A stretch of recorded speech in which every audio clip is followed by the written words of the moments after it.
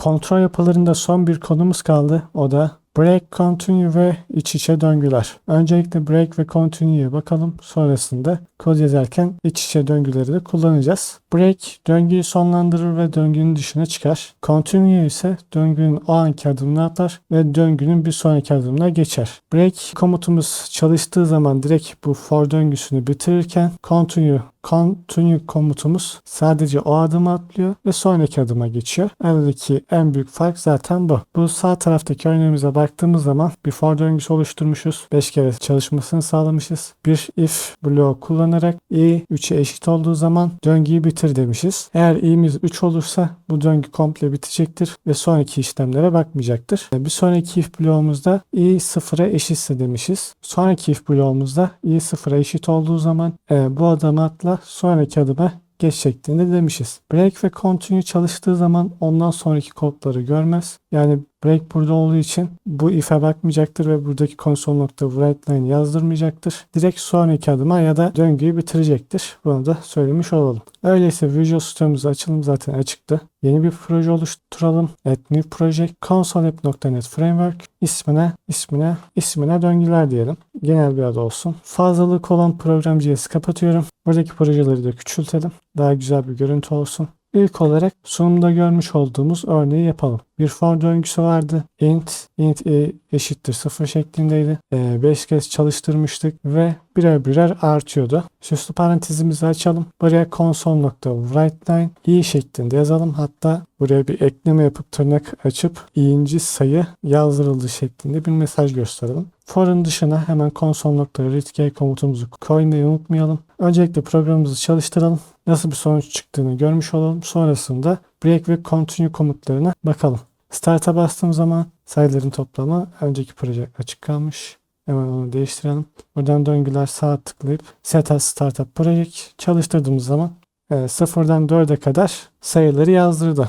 Biz şimdi buraya break komutunu attığımız zaman direkt for'un başlangıcını attığımız zaman zaten gördüğünüz gibi console.writeLine komutumuz daha soluk bir şekilde yazdı. Bu sefer çalıştırdığımız zaman döngü başlamadan bittiği için herhangi bir değer yazdırmayacaktır. Ama bunu buraya alırsak, aşağı alırsak bu sefer sadece bir kez yazdıracak ve döngüyü komple bitirecek. Continue'da ise continue'yu bu şekilde yazarsak tabii ki de yine break ile aynı işlevi görmüş olacak. Çünkü for döngüsü eğer çalıştığı zaman direkt continue'yu görecek ve bu kısmı atlayacaktır. Öyleyse break ve continue için 2 tane if ekleyelim. Sadece atlamasını istediğimiz sayıları yazalım. İlk olarak break komutuna bakalım. I eşitse 3 diyelim. Eğer i sayımız 3'e eşit olduğu zaman break komutu çalışsın ve ondan sonraki işlemleri yapmasın. Çalıştırdığımız zaman normalde 4'e kadarken şimdi 2'ye kadar yazdırdı. Onu 3 değil de 4 yapalım.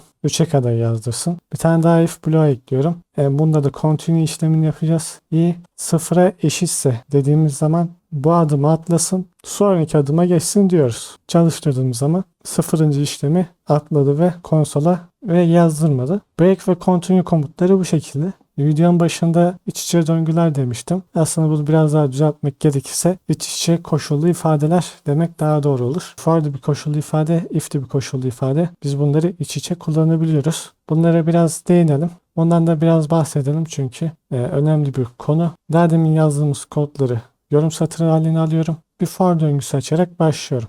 Int i eşittir 0. Yine i küçükse 5'ten i artı şeklinde yazalım. Zaten iç içe koşullu ifadeleri birkaç kez önceki bölümlerde kullanmıştık. Burada da kullandık. Bir de bizim iç içe döngülerimiz var. Biz istersek sınırsız kere bir döngünün içerisine daha fazla döngü yazabiliyoruz. Sadece buradaki değişkenlerin ismini değiştirmemiz gerekiyor. Şunları düzeltelim. Farklı bir değer olması gerekiyor. İstediğiniz kadar iç içe döngü koşullu ifadeler yazabilirsiniz. Bunda herhangi bir sınır yok. Sadece sonsuz döngüye sokmamaya dikkat edin. Biz burada console.writeLine merhaba dünya yazdığımız zaman merhaba dünya yazalım buraya.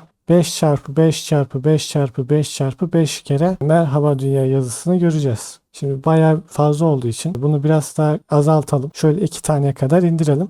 CTRL KD tuşlarına basarak kodu düzeltebiliyorsunuz. Bunu da söylemiş olayım. Düzeltebiliyorsunuz. Şimdi çalıştırdığımız zaman 5 çarpı 5'ten 25 kere kod çalışmış olacak. Burada saydığımız zaman, hatta saymakla uğraşmayalım. Buraya J artı şeklinde yazalım. 1, 2, 3, 4 ve 5 şeklinde toplamda 25 kere yazdırmış oldu. Şimdi bu iç içe döngüler nasıl çalışıyor? Bir de ona bakalım. İlk forumuza geliyoruz. Int i eşittir 0 diyerek i değerimizi oluşturduk. I 5'ten küçük mü? Evet. O zaman o zaman işleme başladı. İşlemde ne var? For döngüsü var. Bu for döngüsüne bakıyoruz. Int j eşittir 0 şeklinde bir değişken oluşturmuşuz. Burada j 5'ten küçük mü? Evet. O zaman bunun arasındaki kodları çalıştır. Çalıştırdık. Artı 1 ekledik. 1 5'ten küçük mü? Evet. Bu aradaki kodları çalıştır. J'ye ekle. J 2 oldu.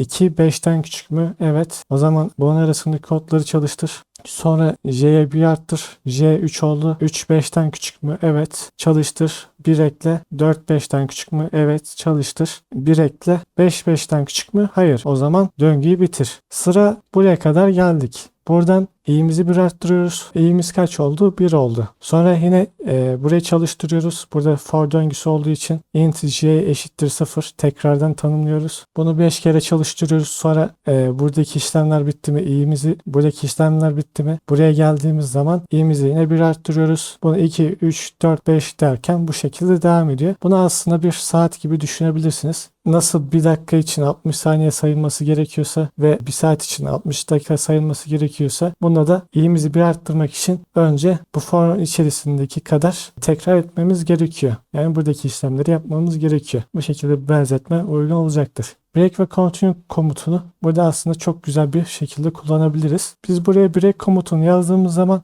sadece ilk değerleri yazdıracaktır. Yani 5 tane 0 merhaba dünya yazdıracaktır. Ama biz buraya if j eşitse 3'e dediğimiz zaman bunu başa alalım. Başta olması daha iyi olacaktır. J i'ye eşitse şeklinde yazdığımız zaman i ve j'ye eşit olduğu durumları yazdırmayacaktır. 1, 2, 3, 4, 0, 2, 3, 4, 0, 1, 2, 3, 4, 0, 1, 2, 4, 0, 1, 2, 3, 4 şeklinde 0, 1, 2, 3 şeklinde yazdı. Eğer buraya j değil de i 4'e eşitse şeklinde yazarsak şurada bir düzenleme yapsam daha iyi olacaktır. Mesela buraya i'yi de ekleyelim ki hangisinin kaçıncı sırada olduğunu daha rahat bir şekilde görelim. i 0. kere dönerken, i 1. kere dönerken, i 2. kere dönerken, i 3. kere dönerken şeklinde oldu. i 4'e eşit olduğu zaman bunu yazdırmadı. Hatta bunu 2 yapalım ve tekrar çalıştıralım. Bu sefer i sayısının 2 olduğu kısmı continue diyerek atladı. Onun yerine 3'ten devam etti. Bir de anlatırken söylemeyi unuttum. Eğer if bloğunuz sadece bir satırdan ibaretse bu şekilde yazmak yerine isterseniz bu süslü parantezleri silip bu şekilde de yazabilirsiniz. Ama bu sadece gördüğü ilk satırı okuyacaktır. Bu bölümde bu kadar diyelim. Kontrol yapılarımız buraya kadardı. Bundan sonra konsol komutları ve hata ayıklama konularımız var. Öyleyse sonraki bölümlerde görüşmek üzere.